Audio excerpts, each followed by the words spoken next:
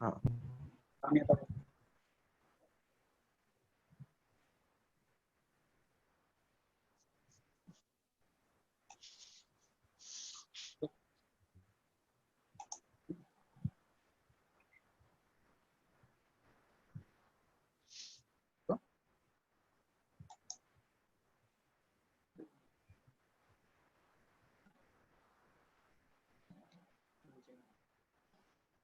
योगेन चित्तस्य पदेन वाचा मलं शरीरस्य वेद्यकेन यो अपाकरोत् तं प्रवरं मुनीनां पतञ्जलिं प्राञ्जलिरानतोऽस्मि।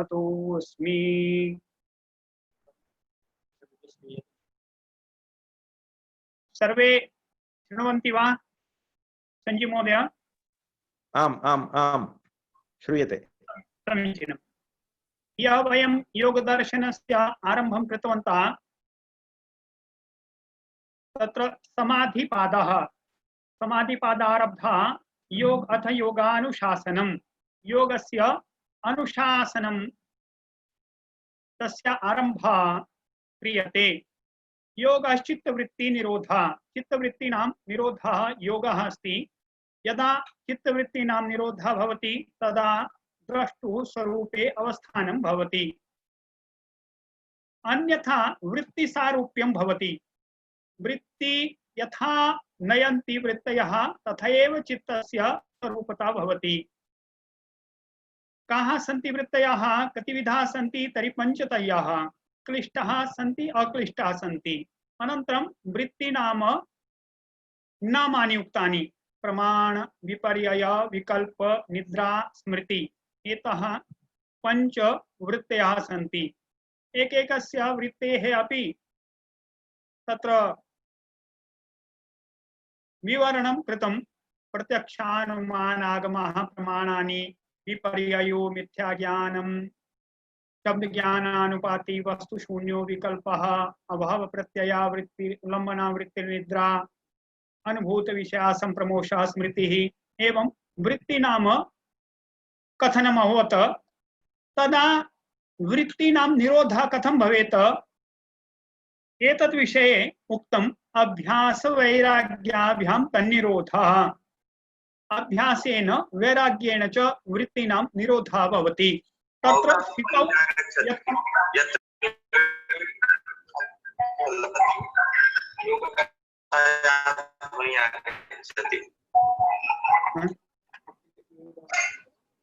हरि ओम्। तत्र द्वितीय दूरवाणी आफ् कुर्वन्तु।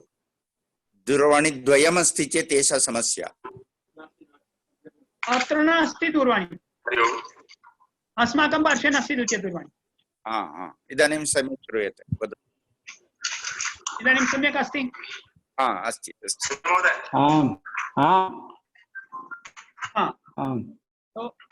तत्र स्थितौ यत्नो अभ्यासः, अस्माकं निरुद्ध चित्तस्य या अवस्था अस्ति तस्य नाम स्थिति। यदा वृत्तयः न सन्ति, वृत्तयः शान्ताः सन्ति, चित्तं निरुद्धम् अस्ति, तस्य अवस्थायाः नाम स्थिति। तत्र स्थिति या अस्ति तस्यां स्थातुं यत्नः यः अस्ति, तन्निमित्तं यः यत्नः अस्ति तस्य नाम अभ्यासः। सः अभ्यासः दीर्घकालपर्यन्तं निरन्तर्येण सत्कारपूर्वकं यदा आसेवितः भवति तदा अभ्यासः दृढभूमिः भवति, दृढः भवति अभ्यासः। वैराग्यस्य विषये उक्तं। दृष्ट अनुश्रविक विषयस्य यदा चित्तस्य वशीकारः भवति, यदा दृष्टविषयेषु अस्माकं चित्तवृत्तयः न गच्छन्ति, अनुश्रविक विषयेषु अपि चित्तवृत्तयः न गच्छन्ति, तत्र वशीकारः अस्ति, तस्य अवस्थायाः नाम वैराग्यम्। एतत्तु सामान्य वैराग्यम् उक्तम् अस्ति। यदा पुरुषख्याति भवति, आत्मदर्शनं भवति, आत्मविषयकं ज्ञानं भवति, तदा गुणेभ्यः एव वैतृष्ण्यं भवति, तस्य अवस्थायाः नाम परं वैराग्यम् अस्ति। यदा गुणेभ्यः अपि वितृष्णा भवति। कथं गुणानां कार्यमस्ति तत्रोक्तं प्रकृति अस्ति तथा महत् रूपेण तस्य प्रथमा परिणामः अस्ति महतः अहंकार रूपेण तस्य द्वितीय परिणामः अस्ति अहंकारः तु सात्विकाः राजसाः तामसाः च अनन्तरं तेभ्यः अहंकारेभ्यः एकस्तु भूतसर्गः जातः अस्ति द्वितीय तु अस्माकं ज्ञानेन्द्रियाणि कर्मेन्द्रियाणि मनः इति अस्ति मुख्यतया ज्ञानेन्द्रियाणि कर्मेन्द्रियाणि मनः इति परिणामः सात्विक अहंकारस्य शब्द स्पर्श रूप रस गंध इति तन्मात्राणि सन्ति ततः महाभूतानि सन्ति एते विकारा तु तामस अहंकारस्य परन्तु राजस अहंकारः तु उभयत्र अस्ति तद्विना अग्रे प्रवृत्ति न भवति यत्र तामस अहंकारः मुख्य रूपेण अस्ति तत्र भी सात्विक अहंकारस्य अस्तित्वम् अस्ति यत्र सात्विक अहंकारः मुख्य रूपेण अस्ति तत्रापि तामस अहंकारस्य अस्तित्वम् अस्ति इति एकवारम् एतत् चित्रं वयं दृष्टवन्तः पुरुषः तु भिन्नः अस्ति त्रिकोणे दक्षिणभागे दर्शितः सः तु परिणामशीलः नास्ति द्रष्टामात्रम् एव अस्ति अनन्तरम् उक्तं वितर्क विचार आनंद अस्मिता अनुगमात् संप्रज्ञातः समाधि भवति संप्रज्ञातः योगः अथवा संप्रज्ञातः समाधि तत्र वितर्क अनुगमात् या समाधि भवति तत्र स्थूलभूतानां साक्षात्कारः भवति विचारानुगता समाधि अस्ति तत्र सूक्ष्मस्य साक्षात्कारः भवति अथ च ज्ञानेन्द्रियाणि कर्मेन्द्रियाणि मनः एतेषाम् अपि सूक्ष्म रूपस्य साक्षात्कारः भवति अहंकारस्य साक्षात्कारः तदा अस्मिता आनंद रूपेण भवति तत्र आनंदितः भवति योगी एषः आनंद अनुगतः संप्रज्ञातः योगः आनंद अनुगता संप्रज्ञाता समाधि ततः अग्रे यदा योगी प्रविशति तदा महत्पर्यन्तं तस्य साक्षात्कारः भवति तदा अस्मिता अनुगम योगः अथवा अस्मिता अनुगम संप्रज्ञात समाधि भवति एवं उक्तं तत्रैव वर्णनं कृतवन्तः वयं विदेहानाम् अथ च प्रकृतिलयानां योगिनां विदेहा योगिनः सन्ति तेषां देहभानं बाह्य विषयाः तथा च सूक्ष्म विषयाः ये सन्ति तेषु तेषाम् आसक्ति समाप्ता जाता परन्तु केनापि कारणेन ते तत्र पर्यन्तमेव प्रगतिं कृतवन्तः तथा अग्रे न गतवन्तः ते अपि कैवल्य सदृशम् एव आनन्दम् अनुभवन्ति दीर्घकालं यावत् ततः अग्रे येषां प्रगति जाता योगिनां ते तु प्रकृतिलयः योगिनाः सन्ति तावत्पर्यन्तं ते सर्वं तत्त्वं साक्षात् कृतवन्तः सन्ति परन्तु तेषां चित्तं कारणे लीनं न जातं तस्मात् कैवल्य प्राप्ति न जाता ते तु प्रकृतिलयः योगिनः सन्ति एतादृशानां विदेहानां प्रकृतिलयानां योगिनां तो भव प्रत्ययः एव कारणमस्ति योगस्य नाम समाधेः संप्रज्ञात समाधेः तेषां कारणं योग सिद्धि निमित्तम् एतेषां कारणं भव प्रत्ययः एव अस्ति भव नाम संसारः संसारे एतेषां जन्म अभवत् तदेव एतेषां कारणम् अस्ति तेनैव एतेषां पूर्व जन्मनां संस्काराः उद्भवन्ति अनन्तरम् एते योग मार्गे शीघ्रमेव प्रवृत्ताः भवन्ति एतादृश विदेह प्रकृतिलयः योगिनः सन्ति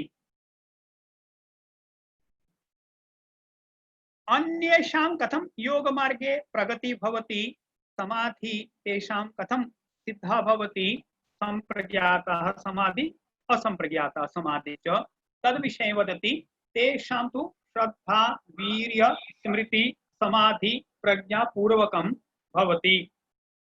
तत्र श्रद्धा नाम योग विषये चित्तस्य प्रसादः प्रसन्नता विकासः तत्र योग विषये तेषाम् इच्छा भवति प्रसादः भवति तेन मालिन्यस्य निवारणं भवति।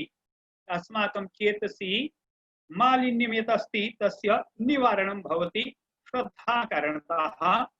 एषा श्रद्धा जननीव कल्याणी भवति। यथा माता कल्याणम् एव चिन्तयति तथा श्रद्धा अस्मान् योग्य मार्गे निरन्तररूपेण प्रेरयति। गीतायाम् अपि वदति श्रद्धावान् लभते ज्ञानं तत्परः संयतेन्द्रियः ज्ञानं लब्ध्वा परां शान्तिम् अचिरेणाधिगच्छति। एवं श्रद्धा पूर्वकम् इतरेषां योगः सिद्धः भवति। द्वितीयं पदमस्ति वीर्यं। श्रद्धा माध्यमेन श्रद्धया तु उत्साहः उत्पन्नः भवति। उत्साहः एव वीर्यम् अस्ति। श्रद्धया उत्साहस्य निर्माणं भवति वीर्यस्य निर्माणं भवति। तेन योग मार्गे अग्रे अग्रे गन्तुम् इच्छा भवति। सर्वदा उत्साहः भवति इच्छा भवति। तृतीयं पदं स्मृति। यदा श्रद्धा भवति वीर्यं भवति श्रद्धा उत्साहाभ्यां तदा योग मार्गे भिन्न भिन्न अनुभूतयः भवन्ति। अनुभूतयः भवन्ति तेषां तासां स्मृति जागृता भवति। पूर्वजन्मनि ये योगम् अनुष्ठितवन्तः सन्ति तेषाम् अपि पूर्वजन्मनां स्मृतयः जागृताः भवन्ति। तदा स्मृत्यः पुनः पुण्येन स्मृति जागरणेन अस्माकं श्रद्धा अपि दृढा भवति। स्मृति अपि दृढा भवति। एवं स्मृति अस्ति। अग्रिमं समाधि। यदा स्मरणमपि भवति उत्साहः अपि भवति श्रद्धा अपि भवति तदा मनसः एकाग्रता भवति। यस्मिन् स्तरे योगी भवति यस्यां भूम्यां सः भवति तत्रैव तस्य एकाग्रता भवति। एषा एकाग्रता तु अग्रे तम् उपाध्यायवत् बोधयति। तथा समीपतः एव कश्चित् बोधयति तादृश अग्रिम भूमिका निमित्तम् एषा समाधि एव मार्गदर्शिका भवति।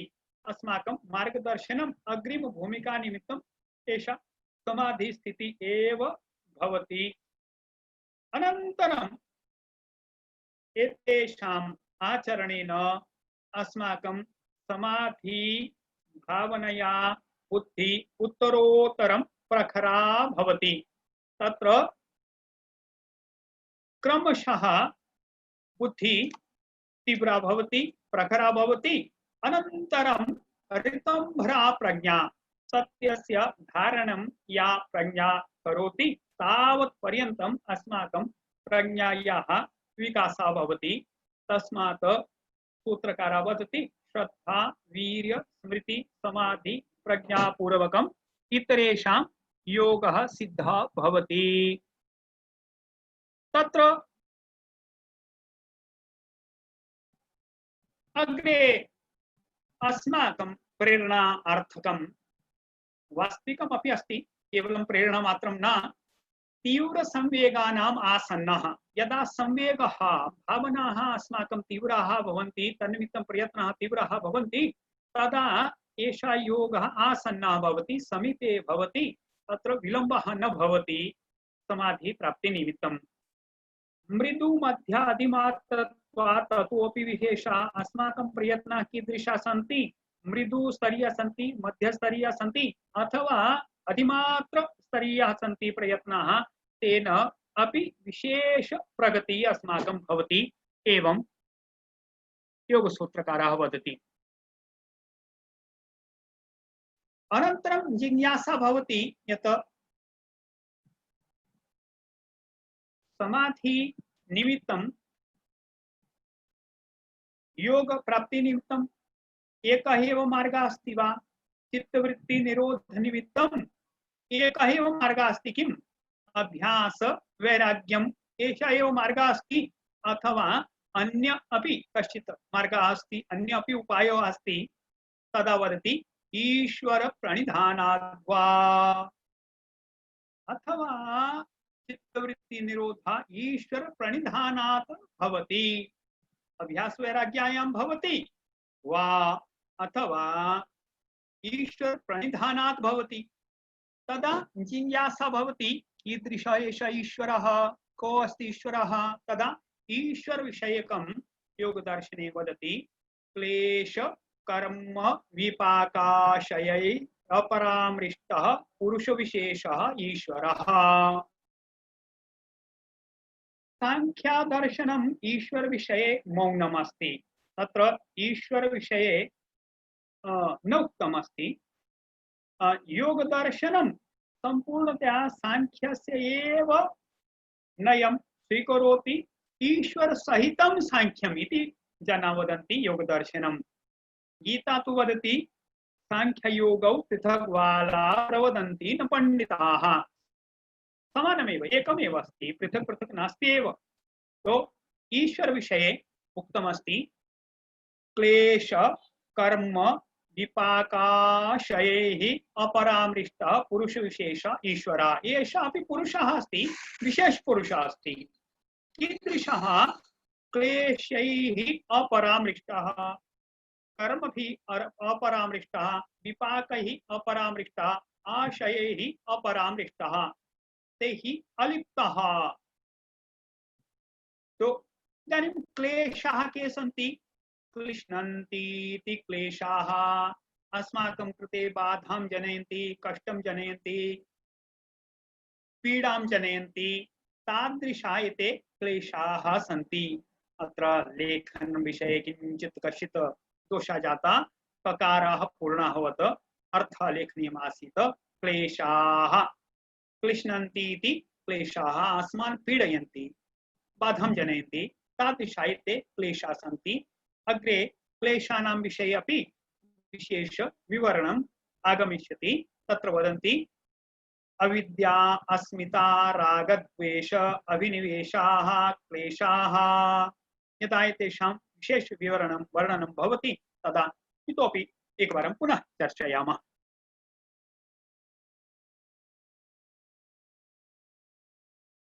कुशला कुशलानि कर्माणि वयं लोके सर्वदा कर्माणि कुर्मः तत्र कुशलानि कर्माणि अकुशलानि कर्माणि कुशलानि पुण्यकर्माणि सन्ति अकुशलानि अपुण्यकर्माणि सन्ति तो यत्किमपि वयं कर्म कुर्मः तस्य अस्माकं चित्ते प्रभावः भवति कर्मणां फलं विपाकः तत्फलं विपाकः तत्फलं न कर्मणां फलं विपाकः तस्य नाम विपाकः तदा तदनुगुणाः वासनाः आशयाः विपाक अनुगुणाः वासनाः अस्माकं चित्ते भवन्ति वासनानां संग्रहस्य नाम आशयः तादृशा आशयाः तस्मात् वदन्ति ईश्वरः तु पुरुष विशेषः अस्ति तत्र क्लेशाः न सन्ति अविद्या अस्मिता रागद्वेष अभिनिवेशः एते न सन्ति कर्माणि अपि तस्य न सन्ति तत्र कुशलत्वम् अकुशलत्वं पापात्मकं पुण्यात्मकं किमपि नास्ति यदा कर्माणि न सन्ति तस्मात् विपाकः अपि नास्ति कर्माणि एव न सन्ति तस्मात् फलं नास्ति यदा फलं नास्ति तदनुसारं वासनाः अपि न सन्ति कतिचन कर्माणि शीघ्रं फलानि यच्छन्ति कतिचन कर्माणि कालान्तरे फलं यच्छन्ति येषां कर्मणां फलं कालान्तरे भविष्यति तत् फलं वासनारूपेण संग्रहीतम् अस्ति अस्माकं चेतसि तस्य नाम आशय ईश्वरः एतैः अपरामृष्टः अलिप्तः अस्ति इतोपि ईश्वर विषये उक्तमस्ति तत्र निरतिशयं सर्वज्ञ बीजं स सर्वं जानाति। सर्वज्ञतायाः बीजं तत्र अस्ति। निरतिशयं तस्य सीमा नास्ति। अतिशयमस्ति, निरतिशयं तस्य सीमा नास्ति। तावत् पर्यन्तं सः सर्वज्ञ अस्ति। वयं यावत् चिन्तनम् अपि कर्तुं न शक्नुमः। तादृशः सर्वज्ञ ईश्वरः। अनन्तरं वदति पूर्वेषामपि गुरुः कालेनानवच्छेदात् स ईश्वरः पूर्वेषामपि गुरुः अस्ति। गुरोः सकाशात् वयं ज्ञानं प्राप्नुमः। अस्मत्तः पूर्ववर्तिनः ये गुरवः ते अस्मान् पाठितवन्तः। ततः पूर्ववर्तिनः ते एतान् पाठितवन्तः। एवं पूर्वं गच्छामः चेत् स वदति स पूर्वेषामपि गुरुः अस्ति। कस्मात्? पूर्व पर इति गणना कालस्य सापेक्षता कारणतः भवति। वयं अस्मिन् काले स्मः, इतः पूर्वं किम् आसीत्, इतः परं किं भविष्यति।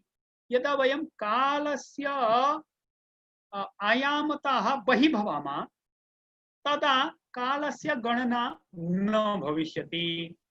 तस्मात् कालेन तस्य अवच्छेदः नास्ति। सः तु सर्वदा उपस्थितः भवति, सर्वदा अस्ति तस्य अस्तित्वं। तस्मात् कालस्य अवच्छेदः तत्र नास्ति। तस्मात् स पूर्वेषामपि गुरुः अस्ति। तस्य वाचकः प्रणवः। प्रणवः तस्य वाचकः अस्ति। एतावत् ईश्वर विषये उक्तमस्ति। ईश्वरः स तु पुरुषविशेषः अस्ति। तत्र निरतिशय सर्वज्ञ बीजम् अस्ति। कालेन तस्य अनवच्छेदता अस्ति। तस्मात् पूर्वेषामपि सः गुरुः अस्ति। एवं ईश्वर विषये उक्तं तस्य वाचकः प्रणवः। तो प्रणिधानं नाम किम्? तज्जपस्तदर्थ भावनं तस्य जपः तथा च तस्य अर्थस्य भावना करणीया। यदा वयं नैरन्तर्येण तस्य जपं कुर्मः, तस्य अर्थस्य भावनं कुर्मः, तदा क्रमशः अस्माकं स्थितिः उत्तमा भवति। कीदृशं फलं भवति? एतत् उक्तं ततः प्रत्यक्चेतनाधिगमोऽप्यन्तराया भावश्च। ततः कुतः? तस्य यदा प्रणिधानं भवति, जपः भवति, अर्थभावनं भवति, पूर्णतया ज्ञातुम् अस्माकं प्रयत्नः भवति, तेन किं भवति? प्रत्यक्चेतना अधिगमः भवति। तद्विषयक अस्माकं स्पष्टता वर्धते। ईश्वरस्य स्वरूप विषये अस्माकं ज्ञानं भवति। अथ च आत्मनः विषये अपि ज्ञानं भवति। अंतराया भावश्च अंतरायाणाम् अभावः भवति। यदा वयम् ईश्वर प्रणिधानं कुर्मः तेन प्रत्यक्चेतना अधिगमः भवति, अंतरायाणाम् अभावः भवति। के च ते अंतरायाः सन्ति, तेषाम् अपि गणना कृता अस्ति। व्याधिस्त्यान संशय प्रमादालस्य अविरति भ्रांति दर्शनालब्ध भूमिकत्वानवस्थितत्वानि चित्तविक्षेपास्ते अंतरायाः। एवं वदति। तदा व्याधि व्याधि किम्? धातु रस कर्ण वैक्लव्यम् इति व्याधि। यदा अस्माकं शरीरे धातोः वैक्लव्यं भवति, वात पित्त कफा नाम यदा वैषम्यं भवति, शरीरे यावता प्रमाणेन आवश्यकमस्ति तावत् न तिष्ठति, तदा धातु वैक्लव्यं। रसः वात तत्र रसा नाम षड्रसाः सन्ति अथवा सप्तरसानि इति वदन्ति। तत्र रस रक्त मांस अस्थि मज्जा शुक्र ओजः। एवं यदा रसानाम् अपि कुत्रचित् वैषम्यं भवति तदा अपि व्याधि भवति। तृतीयमस्ति कर्णवैक्लव्यम्।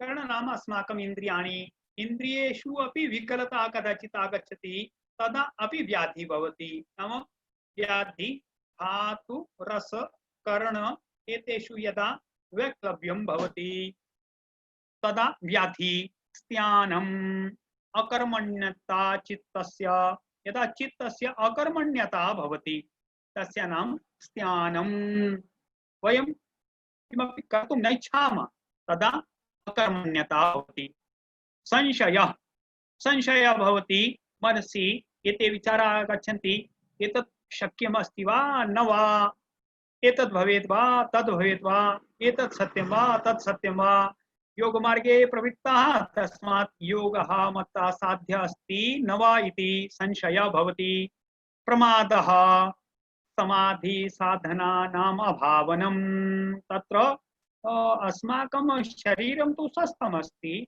व्याधि तु नास्ति परन्तु अस्माकं तत्र भावना एव नास्ति तस्य नाम प्रमादः आलस्यं गुरुत्वात् कायस्य चित्तस्य च अप्रवृत्तिः यदा गुरुत्वं भवति शरीरे तदा अस्माकं शरीरस्य चित्तस्य च अप्रवृत्तिः भवति किमपि कर्तुम् अस्माकं मानसिकता न भवति तस्य नाम आलस्यम् अविरति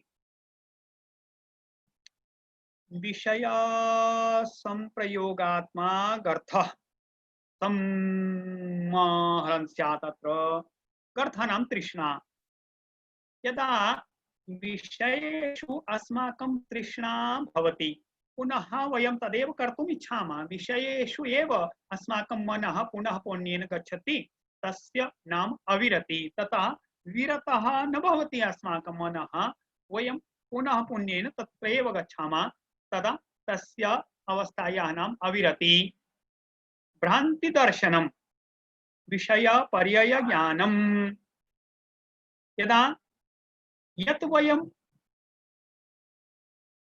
वस्तुतः यत् स्थानम् अस्माभिः प्राप्तव्यं तत् न प्राप्नुमः अन्यतेव किमपि वयं पश्यामः तत्र भ्रमः भवति भ्रांति दर्शनं भवति वयं यत् शास्त्रोक्तम् अस्ति तत् न कुर्मः अन्यतेव किमपि कुर्वन्तः भवामः अलब्ध भूमिकत्वं समाधि भूमेः अलाभः शास्त्रे यथा उक्तमस्ति तथा अस्माकं प्रगति न भवति समाधि भूमि प्राप्ता न भवति इति अलब्ध भूमिकत्वं नवम अनवस्थितत्वं प्राप्तायां लब्धायां भूमौ चित्तस्य अप्रतिष्ठा या भूमि अस्माभिः प्राप्ता किंचित काल निमित्तं तत्र चित्तस्य स्थितिः न भवति अप्रतिष्ठा भवति तत्र चित्तं न तिष्ठति पुनः पुण्येन अधः आगच्छति एवं एते तु उक्ता चित्त विक्षेपाः ते एते चित्तस्य विक्षेपाः सन्ति ते अंतरायाः न विघ्नाः सन्ति एते चित्त विक्षेपाः कथं यदा ईश्वर प्रणिधानं भवति तदा एतेषाम् अभावः भवति एते न पीडयन्ति अस्मान् एवं अंतरायः अग्रे वदति एतैः सह इतोपि पञ्च एतेषां मित्राणि सन्ति केवलम् एवं कष्टम् एकाकी नागच्छति तेषां गणः अस्ति कष्टानां तथा तेन सह एते अपि इतोपि पृष्ठतः आगच्छन्ति बै प्रोडक्ट रूपेण तदवति विक्षेप सह भुवः विक्षेपैः सह एव उत्पन्नाः भवन्ति एते के दुःख दोर्मनस्याङ्गमेज यत् श्वास प्रश्वासा दुःखम् दोर्मनस्यं दुःखम् इति तत्र उक्तमस्ति आध्यात्मिकं दुःखम् आदिभौतिकं दुःखम् आदिदैविकं दुःखम् एतादृशानि दुःखानि भवन्ति तदा दुःखं सर्वेषाम् एक एव समूहः आध्यात्मिक दुःखानां शारीरिकं मानसिकं यत्किमपि भवति आत्मनि तदा तानि दुःखानि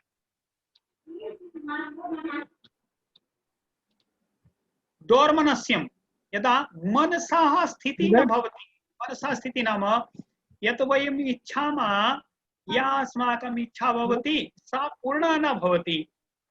यत्र वयं यत् कर्तुम् इच्छामः तत् कर्तुम् अस्माकं केनापि कारणेन वैफल्यं भवति। मनसः सा स्थितिः दोर्मनस्यं, दुर्मनः भवामः।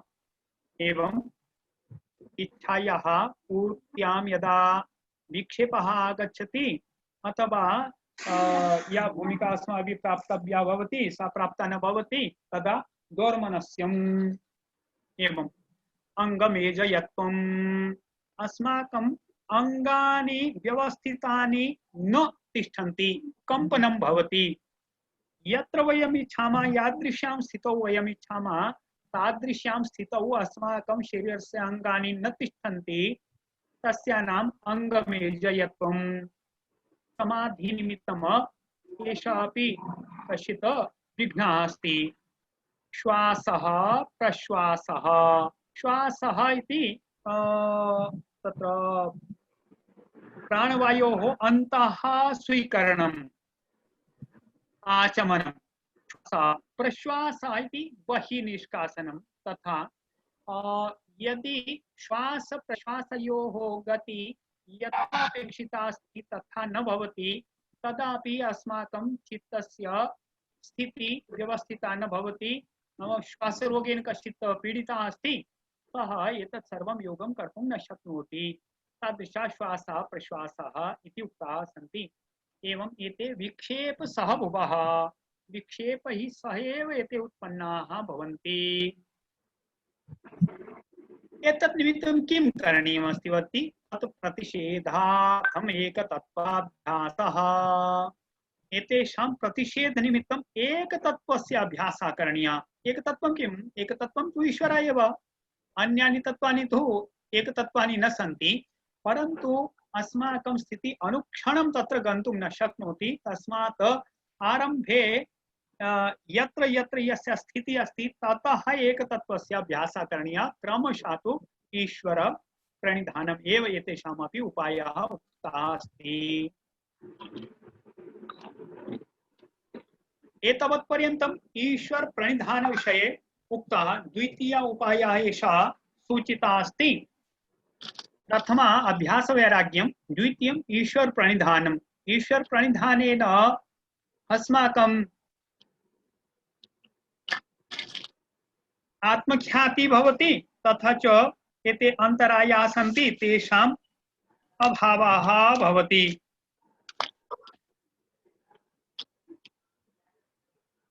अन्तरायाः सन्ति विक्षेपाः, ते सार्धम् एते पञ्च अपि उत्पन्ना भवन्ति। एतेषां प्रतिषेधनिमित्तम् अपि एकतत्त्वस्य अभ्यासः करणीयः। एवम् एषा द्वितीय उपायः सूचिता चित्तवृत्ति निरोधस्य। अग्रे अपि सूचयन्ति। तृतीय उपायः अस्ति, तत्र वदति मैत्री करुणा मुदितोपेक्षाणां सुख दुःख पुण्य पुण्य विषयाणां भावना तश्चित्त प्रसादनम्। चित्तस्य प्रसन्नता कथं भवति, चित्तस्य प्रसादनं भवति, तत्र निमित्तम् उक्तं मैत्री करुणा मुदिता उपेक्षा। लोके चतुर्विधा जनाः सन्ति। केचन सुखम् अनुभवन्ति, सुखिनः सन्ति। केचन दुःखम् अनुभवन्ति, दुःखिताः सन्ति। भिन्न भिन्न कारणैः ते दुःखिताः सन्ति। यथा कोरोना संकटकाले बहवः श्रमिकाः ते दुःखिताः, पदाति एव स्वगृहं गन्तुम् इष्टवन्तः, अत्यन्तं दुःखम् अनुभूतवन्तः। कदाचित् भोजनस्य समस्या, भोपाले इति सूचना आगता आसीत् पादत्राणमेव नास्ति, तदा तत्रत्य बहवः जनाः गृहेषु गत्वा पादत्राणानां संग्रहणं कृतवन्तः। येषां पार्श्वे नास्ति इतः नयन्तु। एवं दुःखम् अनुभवन्ति। केचन पुण्यवन्तः सन्ति, पुण्यशालिनः जनाः सन्ति। पुण्यकारणतः तेषां सर्वम् ऐश्वर्यम् अस्ति, तेषां प्रतिष्ठा अस्ति। केचन अपुण्यवन्तः सन्ति, अपुण्यमस्ति तेषां यद्यपि प्रतिष्ठा स्यात् कदाचित् धनमपि स्यात् परन्तु तेषां यशः नास्ति अपयशः डन् दाऊद इब्राहिम तादृशा अपुण्यवन्तः तेषां विषये कीदृशी भावना अस्माभिः करणीया इति सूत्रकारः वदति ये सुखिनः सन्ति तेषां विषये मैत्री भावना ये दुःखिताः सन्ति तेषां विषये करुणा भावना पुण्यवन्ताः सन्ति तेषां विषये प्रसन्नतायाः भावः मुदिता ये अपुण्यवन्ताः सन्ति तेषां विषये उपेक्षायाः भावना तेषाम् अधिका वयम् अधिकां चर्चां न कुर्मः तादृशं वातावरणमेव न निर्मामः तदा भावनातः चित्तप्रसादनं तेन अस्माकं चित्तस्य प्रसन्नता भवति एवं चतुर्विधा भावनाः उक्ताः सन्ति मैत्री करुणा मुदिता उपेक्षा एषा तु तृतीया उपायः उक्ता अस्ति चित्तवृत्ति निरोधस्य अग्रे अपि विविधा उपायाः सूचिताः सन्ति वदति प्रच्छर्दन विधारणाभ्यां वा प्राणस्य अथवा प्राणस्य प्रच्छर्दनं विधारणं च इति द्वाभ्यां प्रच्छर्दनं छर्दी यथा वमनं भवति तस्य नाम छर्दी तादृश बलपूर्वकं वेगेन प्राणः बहिः निष्कासनीया सा स्थितिः प्रच्छर्दनस्य अस्ति विधारणं बहिः एव धारणं विपरीत धारणं तदा बाह्य कुंभकम् एतादृशी स्थितिः यदा प्राणस्य प्रच्छर्दनं कुर्मः विधारणं च कुर्मः तदा अपि चित्तस्य प्रसन्नता भवति तस्य मालिन्यं नष्टं भवति प्राणायामस्य विषये अपि अग्रे साधनपादे विस्तरेण आगच्छति तत्र पुनः चर्चां कुर्मः अग्रे एक अन्य उपायः सूचितः अस्ति विषयवती वा प्रवृत्तिरुत्पन्ना मनसः स्थितिनिबन्धनी वा अथवा विषयवती प्रवृत्ति उत्पन्ना भवति सा अपि मनसः स्थिते निबन्धनं करोति यदा अस्माकं पार्श्वे किमपि कार्यं न भवति कुत्रचित् अपि मनसः अस्माकं निबन्धनं न भवति तदा उन्मत्ताः भवामः किमपि कार्यं नास्ति किं कुर्यामः तो तस्मात् वदति यदा कश्चित् विषयः अस्ति किमपि करणीयम् अस्ति एतादृशं निश्चयं करोति तदा अस्माकं मनसः स्थितिः निबद्धा भवति इतस्ततः तदा दोलायमाना न भवति वृत्तिभिः सह भ्रमणं न करोति इति एक विषयमेव स्वीकृत्य अस्माकं मनसः निबन्धनं करोति एतस्य एव अग्रिमा स्थितिः उक्ता अस्ति विशोका वा ज्योतिष्मती मनसः स्थितिनिबन्धनी यदि एषा स्थिति विशोका भवति शोकरहिता भवति तथा च ज्योतिष्मती भवति यदा शोकरहिता भवति तथा च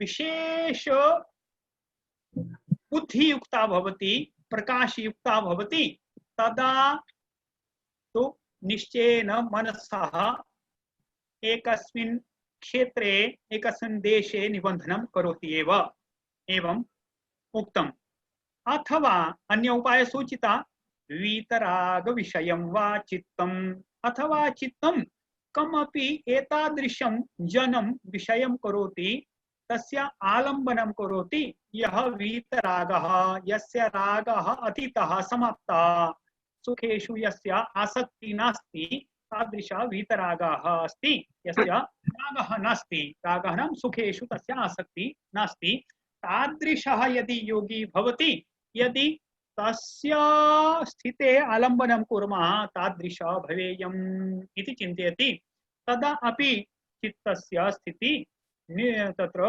वृत्तिभ्यः पृथक् भवति अग्रिम उक्तं स्वप्न निद्रा ज्ञानालम्बनं वा अथवा स्वप्नस्य निद्रायाः ज्ञानस्य च आलम्बनं करोति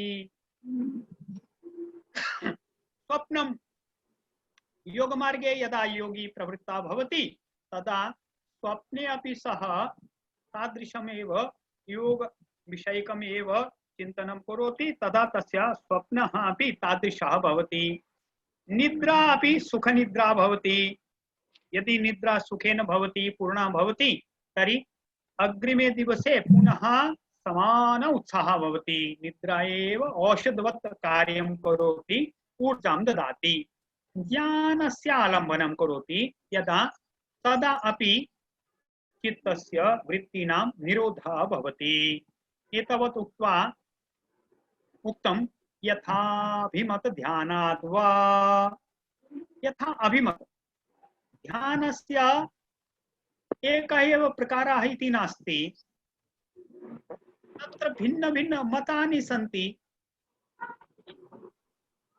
अस्माकं कृते अनुकूलतरं यत् अस्ति तादृशं सम्यक्तया मननपूर्वकं स्वीकृत्य विचार्य पुनः तत्रैव ध्यानं करणीयं भवति। तेन अपि अस्माकं चित्तवृत्तीनां निरोधः भवति। एवं क्रमेण 8 उपायाः सूचिताः सन्ति चित्तवृत्ति निरोधस्य। तत्र प्रथम उपायः अस्ति अभ्यास वैराग्यम्, अभ्यासेन वैराग्यम्। द्वितीय अस्ति ईश्वर प्रणिधानम्, ईश्वर प्रणिधानेन चित्तवृत्तीनां निरोधः भवति।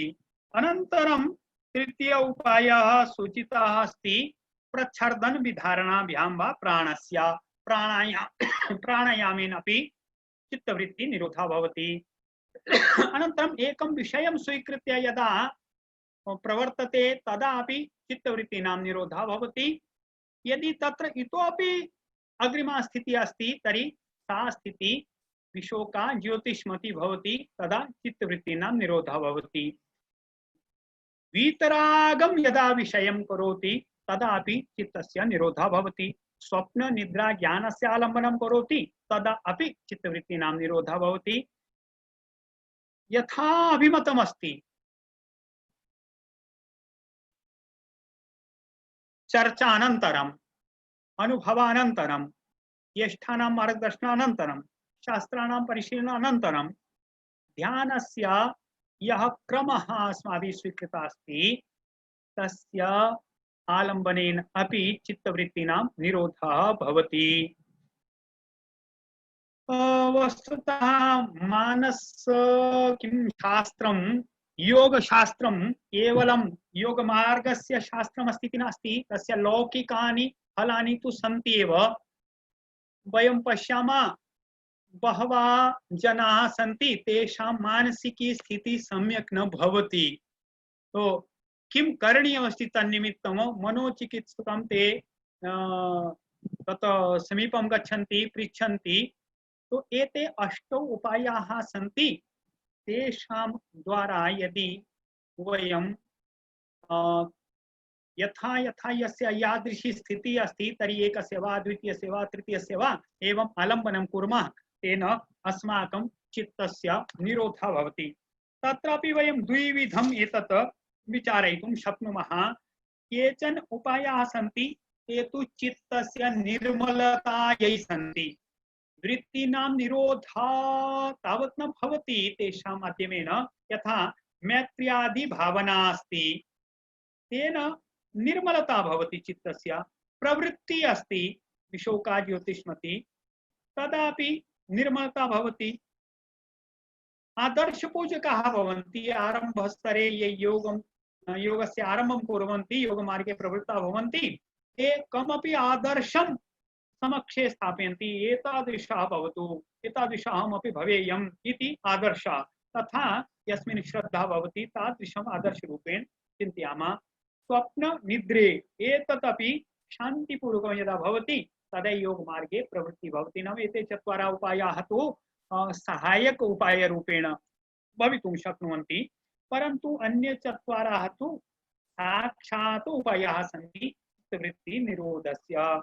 एवं एतावत् पर्यन्तं चित्तवृत्तीनां निरोधः, वृत्तीनां चर्चा, वृत्तीनां निरोधः इति उक्तम्। अग्रे वदति यदा अस्माकं चित्तं निरुद्धं भवति, मध्ये निरुद्धं चित्तम् इति दर्शितमस्ति। यदा निरुद्धं चित्तं भवति तदा वृत्तीनां तु तत्र आवर्तनं नास्ति, तर्हि किं भवति? तदा तत्र यथा स्फटिक मणि अस्ति, शुद्धं स्फटिकमस्ति, तत्र छाया आगच्छति, तादृश अंजनता अस्माकं चित्ते अपि आगच्छति। कस्य अंजनता आगच्छति? तर्हि ग्रहीत्री ग्रहण ग्राह्यस्य च अंजनता तत्र आगच्छति। कीदृशी आगच्छति?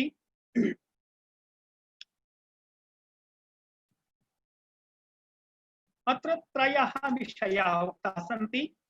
एकस्तु ग्राह्य विषयः अस्ति। ग्राह्य विषयः सम्पूर्णं विश्वं, लोकः, प्रपञ्चः, यत्किमपि प्रकृतेः अस्माकं दृश्यरूपम् अस्ति तत् सर्वं ग्राह्यश्रेण्याम् अस्ति। तथा च एतस्य सूक्ष्म विषयाः अपि ग्राह्यश्रेण्याम् एव सन्ति। तो एषः विषयः तु ग्राह्यम् इति दृश्यं संसारः। तत्र सूक्ष्म विषयमपि ग्राह्यविषयः अस्ति। तथा अत्र वृक्षः दर्शितः, नाम संसारस्य प्रतीकः दर्शितः अस्ति। वयं ग्राह्यस्य ग्रहणं कुर्मः इन्द्रियाणां माध्यमेन। इन्द्रियैः वयं साक्षात्कारं कुर्मः ग्राह्यस्य, इन्द्रियैः साक्षात्कारं कुर्मः अथवा अनुमान द्वारा अपि कुर्मः, तर्हि निश्चयात्मकं वयं क्रमशः मनसा कुर्मः। मनः अपि इन्द्रियमेव, तस्मात् ग्रहणम् इति द्वितीयः अस्ति। यः ग्रहणं करोति सः तु ग्रहीता अस्ति। ग्रहणं करोति सः ग्रहीता अस्ति। तथा एते त्रयाः सन्ति। निरुद्ध चित्ते एतेषां छाया भवति, एतेषाम् अंजनता भवति। यदा वृत्तौ अस्माकं चित्तं लग्नं भवति तदा वयं वृत्ति अनुसारम् आचरामः। यदा वृत्तिभ्यः निरोधः भवति तदा निर्मलं चित्तम् अस्ति, तत्र एतेषाम् अंजनता भवति। कस्य भवति? ग्राह्यस्य भवति, ग्रहणस्य भवति, ग्रहीतुः भवति। कथम् अंजनता भवति? एतादृशम् अंजनता भवति। अस्माकं चित्तमस्ति, निर्मलं चित्तमस्ति, तत्र अंजनता कस्य भवति? ग्राह्यस्य अंजनता भवति। कथं भवति? यः ग्राह्य विषयः अस्ति तस्य ग्रहणम् इन्द्रियाणि कुर्वन्ति। नेत्रं, यथा इन्द्रियाणां प्रतीक रूपेण नेत्रं दर्शितम् अत्र। इन्द्रियाणि ग्रहणं कुर्वन्ति, ग्रहीता कः अस्ति? अस्माकं आत्मा। तो तस्य छाया एका भवति, तस्य अंजनता भवति ग्राह्य विषयस्य। यदा ध्यानम् इतोपि सूक्ष्म स्तरे वयं कुर्मः, समाधिं सूक्ष्म स्तरे कुर्मः, तर्हि ग्रहण विषयकस्यापि तत्र अंजनता भवति। ग्रहण विषयस्य अंजनता भवति, इन्द्रियाणां विषये अपि अंजनता भवति। इतोपि सूक्ष्म स्तरं प्रविशामः वयं, तदा ग्रहीतुः अपि तत्र अंजनता भवति। स्वस्यापि छवि तत्र द्रष्टा द्रष्टुं शक्नोति, द्रष्टुम् अनुभवति। एवं ग्रहीत्री ग्रहण ग्राह्येषु तस्य अंजनता भवति। एतत् चित्रं द्रष्टुं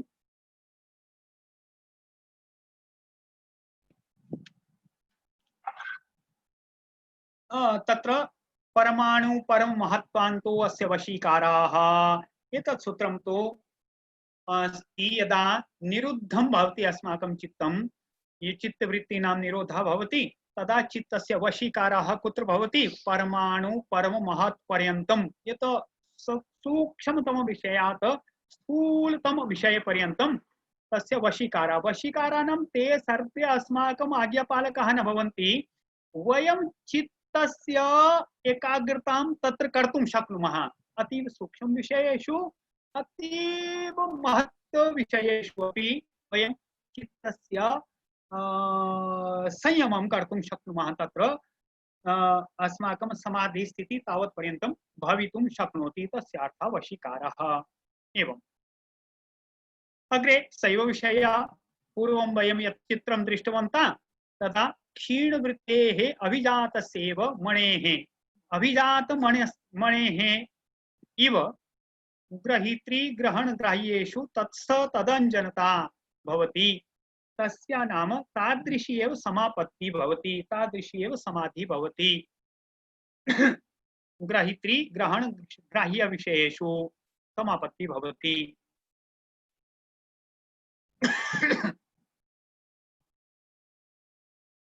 अग्रे उक्तं तत्र शब्दार्थ ज्ञान विकल्पैः संकीर्णा सवितर्का समापत्तिः तद्वदति यदा वयम् एकस्य विषयस्य चिन्तनं कुर्मः तदा तस्य अस्माकं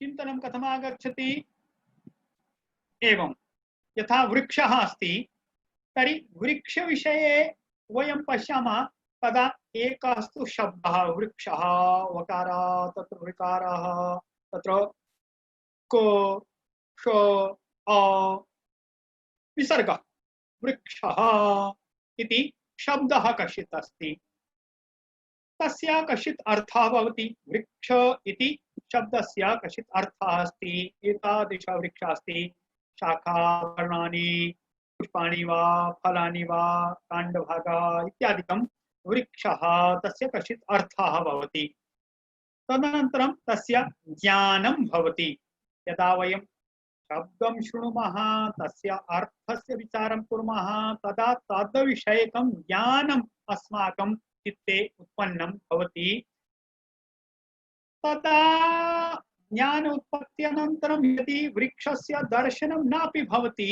तदा वयं ज्ञानस्य आधारेण वयं कल्पनां कुर्मः वयं निश्चयं कुर्मः इति वृक्षः एतादृशः तस्य नाम ज्ञानम् एषः वदति यदा कस्यचित् वस्तुनः कस्यचित् विषयस्य शब्द अर्थ ज्ञान विकल्पैः संकीर्णा भवति अस्माकं समाधि तद विषय की समाधि एतैः मिश्रिता भवति शब्देन ज्ञानेन विकल्पेन च मिश्रिता भवति तत्र शब्दस्यापि आभासः आगच्छति अर्थस्यापि आभासः आगच्छति तद्विषयक ज्ञानस्यापि आभासः आगच्छति तदा एतैः संकीर्णा या समाधि भवति सा तु सवितर्का सा समाधि सवितर्का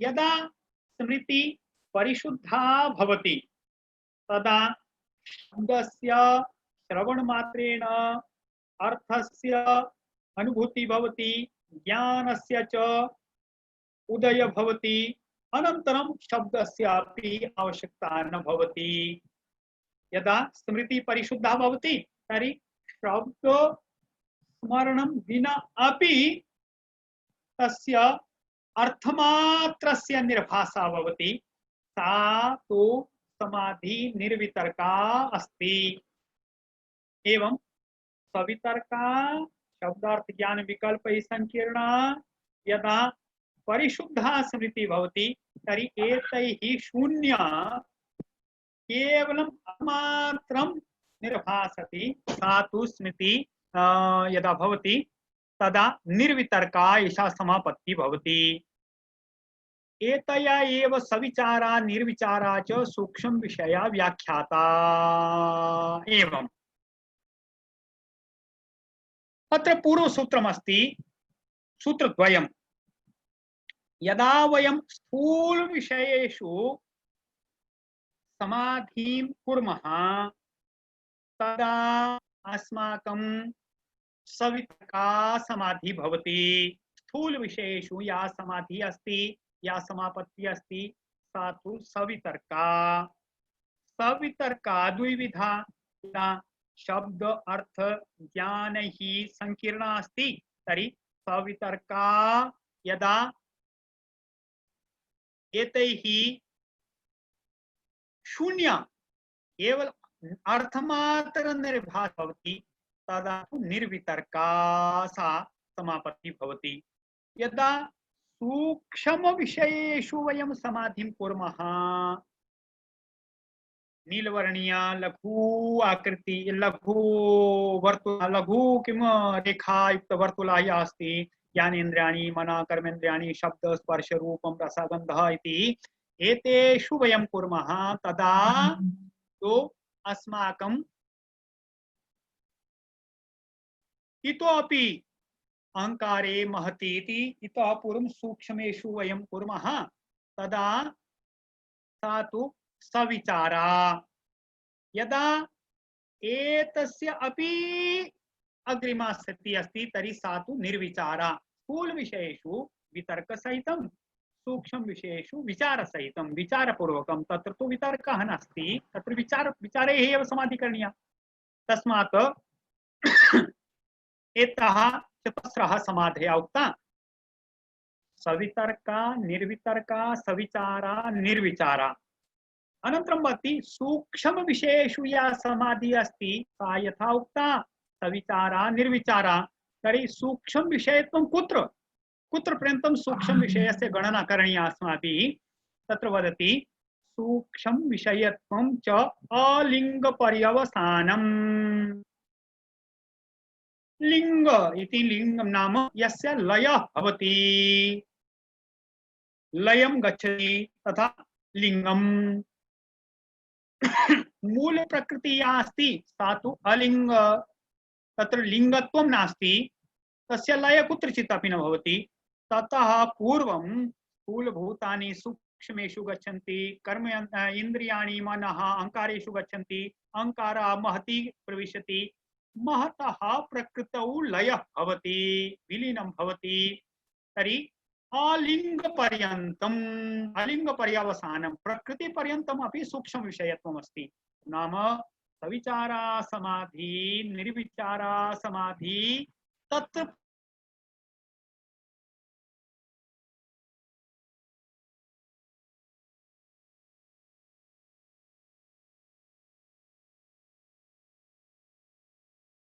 विचारा निर्विचारा ताः एव सविजः समाधिः। एतः समाधयः सबीजः सन्ति। किमर्थं सबीजः सन्ति? तत्र किमपि आलम्बनम् अस्ति, आलम्बनं स्वीकृत्य यतः समाधयः सन्ति, तस्मात् यतः बीजसहिताः सन्ति, सबीजाः समाधिः सन्ति। एवं सबीजः समाधि।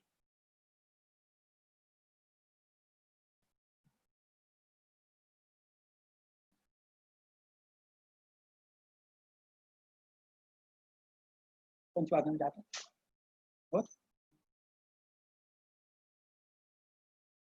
नित्यं यदा भवति,